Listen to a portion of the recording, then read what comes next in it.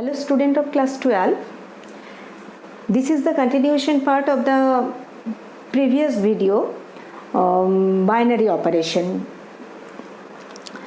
Already I have discussed binary operation. What is binary operation? Now in this video I will discuss these topics: commutativity of binary operation, associativity of binary operation, identity element of binary operation, inverse of an element with respect to binary operation. For commutativity of binary operation, if AB belongs to S, then it is given that A operation B equal to A plus B plus AB. If A cross B equal to A cross B equal to A plus B plus AB, it is given. For all AB belongs to S, if I will find B operation A, that is B plus A plus BA, I know AB equal to BA because commutative law of multiplication holds. Here commutative law of multiplication holds. AB equal to BA. This is equal to this thing and this thing are same. So I can say, if I can say B, A operation B equal to B operation A, for all AB belongs to S, A operation B equal to B operation A, for all AB belongs to S, then I can tell commutativity of binary operation holds there. And second thing is associativity of operation. If it is given that A operation B equal to A plus B plus AB, and if I say A operation B operation C equal to A operation B operation C, if we prove that this equal to this, then I can tell associativity of binary operation holds. First, what will I do? A operation B operation C. Operation occurs in between two elements. I am telling A operation B equal to A plus B plus AB, because A operation B equal to A plus B plus AB, it is given.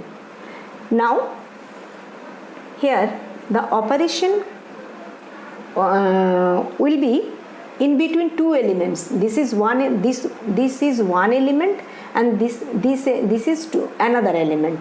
That means I can write it in this way: this plus C, A plus B, this is A. Here I call, if I call A equal to A plus B plus AB, then I will write A operation C equal to A plus C plus AC. So I will write for A I will write A plus B plus AB plus C plus A plus B plus AB into C. This is for A. Okay. So this is equal to this is equal to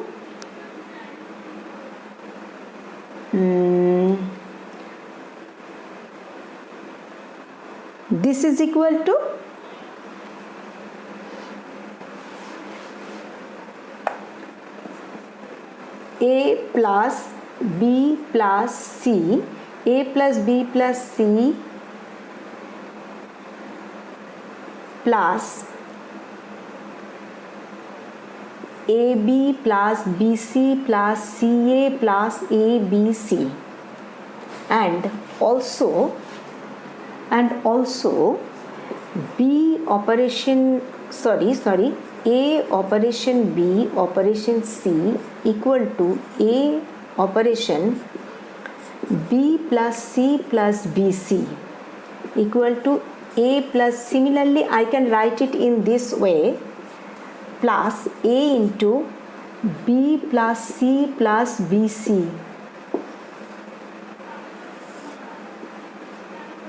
This is equal to A plus B plus C plus AB plus BC plus CA plus ABC. These and these are equal. These and these are equal. So I can write A operation B operation C. So I can write this is, so I can write A operation B operation C. This is equal to A operation B operation C. So associativity law holds. For identity element, let E be any, this is for 3, any identity element of S. Okay, here, and one element be A. Here if I prove A operation E equal to E operation A equal to A, that means E is identity element. This is the if E be any identity element of S and one element be A, then if I prove A operation A equal to E operation A equal to A, then I can tell E is the identity element in binary operation. If A operation B equal to AB by 4, it is given, I will find the value of E. I will find the value of E. AB belongs to natural number. AB belongs to natural number. For all AB belongs to natural number. Then it is also a natural number. It is also a binary operation belongs for all AB belongs to N. A operation B equal to AB by 4. This also belongs to N. So this operation is binary operation. Binary operation holds. And after that I will find the identity element of this binary operation. For finding the identity element of binary operation, I use this mathematical expression. For let E be the identity element,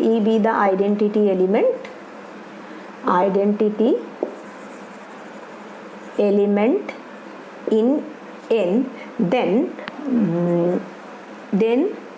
A operation E equal to E operation A equal to A. I have to prove A operation E, this is equal to AE by 4. Here I put for B E. For B I will put E. Then I can write AE by 4. This is equal to A. For binary identity element, this is the formula. It is used for finding the identity element. AE equal to 4 equal to A. That is E by 4 equal to 1. That is E equal to 4. 4 belongs to N. So E is the identity element and E equal to 4. And for inverse element,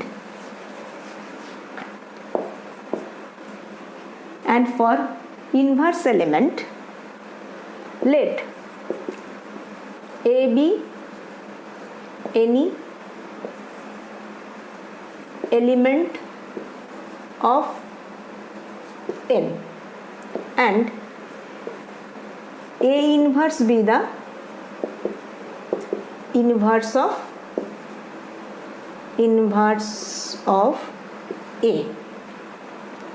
If I prove here A inverse A equal to E equal to A inverse, then if I prove this A inverse A equal to E or A inverse equal to E, then I can tell A inverse is the inverse of A.